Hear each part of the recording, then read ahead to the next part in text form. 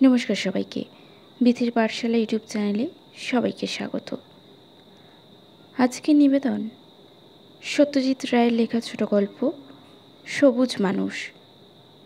তবে আজকের গল্প শুরু করার আগে আমার চ্যানেলে যারা নতুন তারা চ্যানেলটিকে অবশ্যই সাবস্ক্রাইব করে ভিডিওগুলিকে লাইক করে দেবেন, ভালো লাগলে বন্ধুদের সঙ্গে শেয়ার করবেন এবং পাশে থাকা বেল আইকনটি অবশ্যই প্রেস করবেন। শুরু করছি আজকের গল্প। আমি যার কথা লিখতে যাচ্ছি তার সঙ্গে সবুজ মানুষের কোনো সম্পর্ক আছে কি না তা আমার সঠিক জানা নেই। সে নিজে পৃথিবীরই মানুষ এবং আমারই একজন বিশিষ্ট বন্ধুস্থানীয় বিশ্ববিদ্যালয়ের দর্শনের অধ্যাপক প্রফেসর নারায়ণ ভান্ডারকার।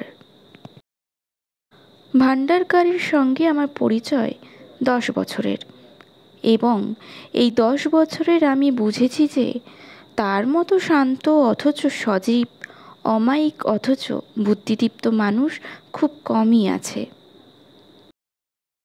রবীন্দ্রনাথ যখন জীবিত, ভান্ডারকার তখন শান্তিনিকেতনের ছাত্র ছিলেন। রবীন্দ্রনাথের জীবন দর্শন তাকে প্রভাবিত করেছিল। বিশেষত বিশ্ব মৈত্রীর যে বাণী রবীন্দ্রনাথ প্রচার করেছিলেন সে বাণী ভান্ডারকার তার জীবনের ব্রত বলে গ্রহণ করেছিল। সে বলতো, যতদিন না জাতিবিদ্বেষের বিষ মানুষের মন থেকে দূর হচ্ছে ততদিন শান্তি আসবে না। আমার অধ্যাপক জীবনের সবটুকু আমি আমার ছাত্রদের মনেই বিশ্ব মৈত্রীর বীজ বপন করে কাটিয়ে দিতে চাই। সুইডেনে উপসালা শহরে সম্প্রীতি যে দার্শনিক সম্মেলন হয়ে গেল, ভান্ডারকার তাতে আমন্ত্রিত হয়েছিল। কাল বিকেলে উপসালা থেকে ফিরে এসে সে আমার সঙ্গে দেখা করতেও এসেছিল। এখানে আমার নিজের পরিচয় একটু দিয়ে রাখি। আমি যে জগৎটাকে সবচেয়ে ঘনিষ্ঠভাবে জানি এবং ভালোবাসি সেটাকে সবুজ বলা বোধহয় খুব ভুল হবে না। আমার জগৎ হলো গাছপালার জগৎ, অর্থাৎ আমি একজন বোটানিস্ট। আমার দিনের বেশিরভাগ সময়টা কাটে গ্রিন হাউসের ভিতর। দুষ্প্রাপ্য ক্যাকটাস ও অর্কিডের যে সংগ্রহ আমার গ্রিন হাউসে আছে, ভারতবর্ষে তেমন আর কারুর কাছে আছে কি না সন্দেহ।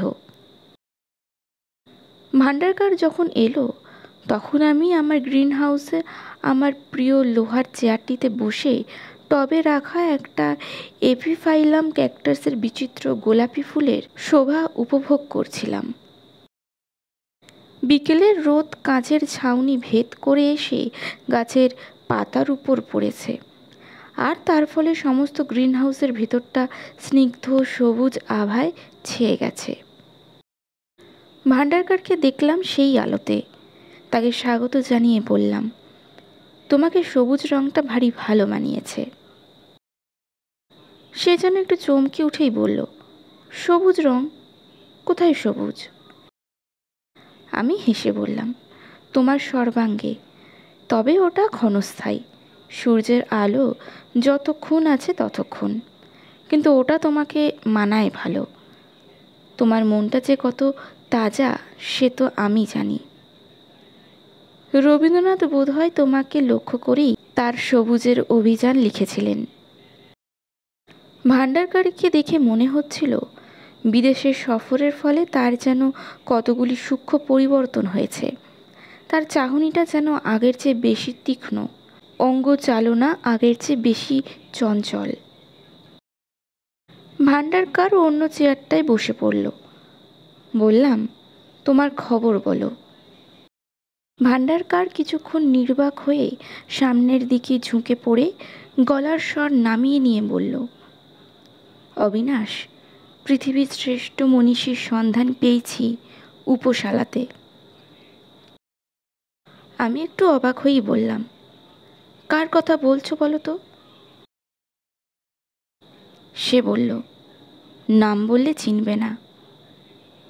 তার নাম বিশেষ কেউ জানেও না, ও দেশেও না, তবে অদূর ভবিষ্যতে জানবে। কিন্তু নামের আগে যেটার সঙ্গে পরিচয় হওয়া দরকার সেটা হলো তার চিন্তাধারা। আমার নিজের চিন্তাধারা যে সম্পূর্ণ পাল্টে দিয়েছে।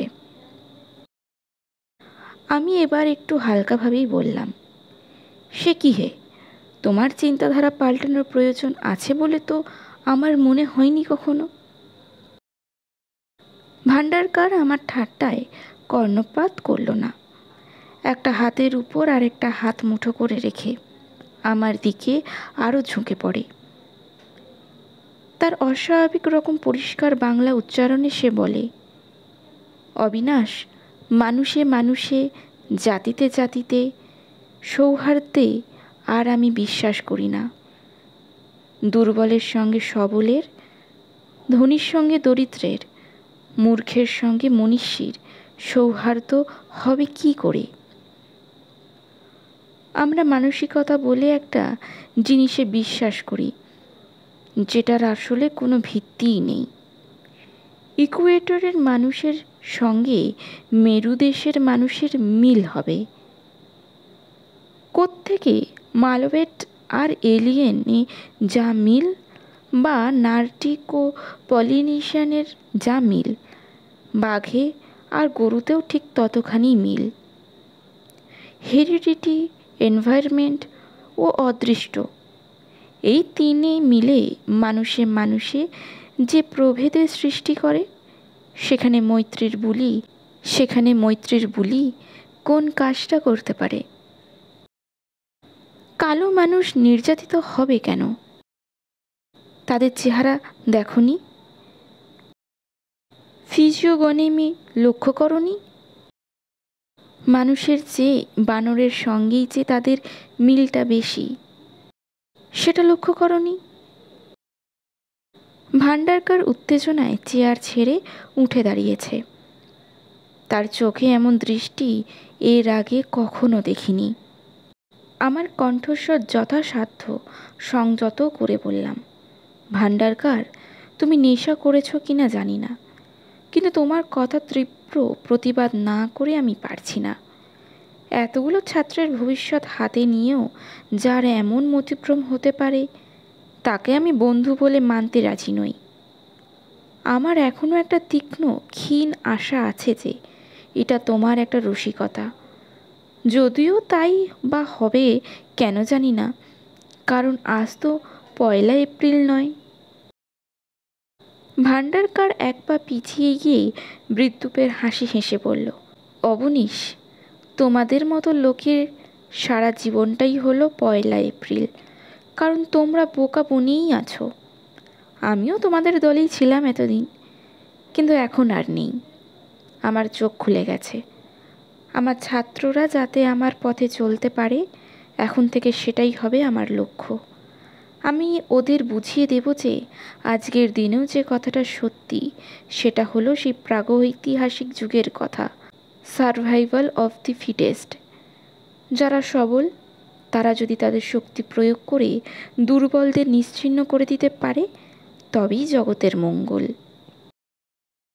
যে শক্তির কথা আমি বলছি, সেটা অল্প দিনের মধ্যেই পৃথিবীর লোকে অনুভব করবে, তুমিও করবে। বিশ্বমৈত্রীর ধোঁয়াটে অবাস্তব বলিতে যারা বিশ্বাস করে, তাদের দিন ফুরিয়ে আসছে অবনীশ। কিন্তু আমরা আছি, আমরা থাকব, আর আমাদের সংখ্যা দিনে দিনে বাড়ছে এবং বাড়বেও। আমরাই হব পৃথিবীর একচ্ছত্র অধিপতি। আমি চললুম, গুড বাই। কথা শেষ করে উল্টো দিকে ঘুরে দৃপ্ত পদক্ষেপে গ্রিন হাউসের দরজার দিকে এগিয়ে যাওয়ার সময় একটা সাধারণ ফণিমনসার গায়ে ভান্ডারকারের বাঁ হাতটা ঘষে গেল। একটা অস্ফুষ্ট আজাদ করে ভান্ডারকার তার কোটের পকেট থেকে একটা রুমাল বার করে হাতের উপর চেপে ধরল। সঙ্গে সঙ্গে লক্ষ্য করলাম রুমালের রক্তের ছোপ লেগেছে। ভান্ডারকার দেখল সে রক্ত। তারপর তার বিস্ফারিত দৃষ্টি আমার দিকে মুহূর্তের জন্য নিক্ষেপ করে সে ঝড়ের বেগে ঘর থেকে বেরিয়ে গেল। সে রক্তের কথা আমি কোনোদিনও ভুলব না, কারণ তার রক্ত ছিল সবুজ। ভান্ডারকার চলে যাওয়ার পর আমি যে কতক্ষণ গ্রিন হাউসে বসেছিলাম জানি না। কাল সারা রাত ঘুমোতে পারিনি। আজ সকালে আমার প্রিয় সবুজ ঘরে গিয়ে যে দৃশ্য দেখেছি, তারপর আমার আর বেঁচে থাকার কোনো সার্থকতা আছে বলে মনে হয় না। গিয়ে দেখি আমার গাছপালার একটিও আর বেঁচে নেই। শুধু তাই নয়, প্রাণের সঙ্গে সঙ্গে আমাদের সবুজ রক্তটিও যেন শুষে নিয়েছে। যা রয়েছে সেটা পাংশুটে, ভস্ম রঙের। নমস্কার।